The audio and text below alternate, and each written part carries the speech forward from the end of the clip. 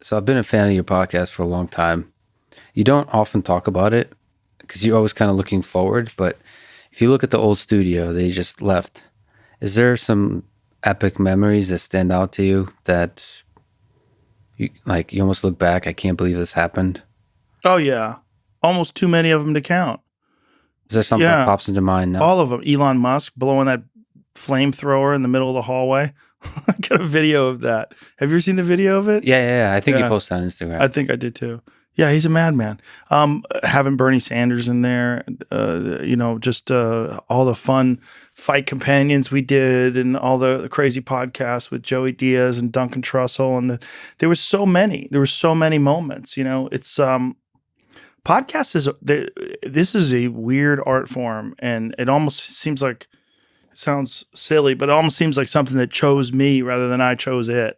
I think of that all the time in some strange way. It's like I'm showing up as like an antenna, and I just plug in and twist on, and then I take in the thing and I put it together, and I'm like a passenger of this weird ride. Yeah, I think you've talked about this before. I really like this idea of that human beings are just carriers of these ideas. Yeah. Like, ideas are the ones who are breeding. Yeah. So in a sense, like the idea found you as a useful brain to use to spread itself through the podcasting medium. Yeah. Like something that's on the, but because when I think about your podcast, I think about Joey Diaz. I think about all those comedians you've had. I mean, I think you've had Joey on, I mean, maybe close to, I don't know, 50 times, 60, Sure, some crazy number. Is there, I mean, he is over the top offensive. Just that's who he is to the core. Is there some sense where you wondered like whether it's right to have the Spotify episode #1 with Duncan Trussell for 5 hours? No. No, I wanted to do it that way. That's why we wore NASA suits and we got high as fuck. It's like that's the whole idea behind it. I mean, can you introspect that a little bit? Like, can you think, like, what is that? Because that's rare. It's such a rare thing to do because you're not supposed to talk to Duncan Trussell with a huge platform that you have for 5 hours. Why not? Because Donald Trump apparently watches your podcast.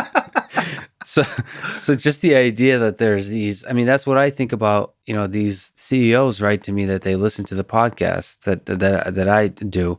And I have somebody like a David Fravor, and I was nervous about it. I was nervous to have a conversation. For me, David Fravor is a Duncan Trussell, which is like, just because of his experiences with UFOs. Yeah. Even just the way he sees the world, because he is open. I don't know if he's always like this, but he opened himself to the possibility of unconventional ideas. Most people in the scientific community kind of say, well, I don't really want to believe anything that doesn't have a lot of hard evidence. Right. And so that was to me like a step. And as the thing somehow becomes more popular, there becomes this fear of like, well, should I talk to this person or not? And I mean, you're an inspiration in saying like, do whatever the hell you want. You have to. Well, first of all, I have what you call fuck you money. And if you have fuck you money, you don't say fuck you. What's the point of having the fuck you money? You're wasting it. Like you're wasting the position. Like someone said to me, like, why do you like sports cars so much? Like, how many cars do you have? A bunch of cars. So because if I was a kid and I said, hey, if I was that crazy rich famous guy, like I would want to have a bunch of cool fucking cars. Like so I would do that. Like because not everybody gets to do that. Like if you're the person that gets to do that, you're kind of supposed to do it.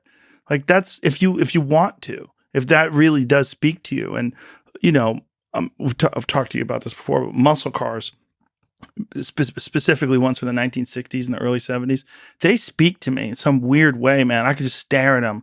Like I have a 65 Corvette. I walk around it sometimes at night when no one's around. I just stare at it. What's your favorite muscle car? Like what's your most badass late 60s?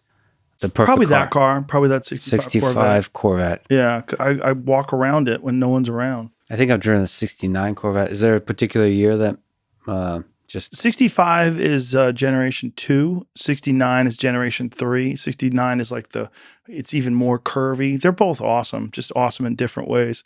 But I just love muscle cars for whatever reason. But the point is like, I like what I like. And if I can do what I want to do, I should do what I want to do. And it's not hurting anybody.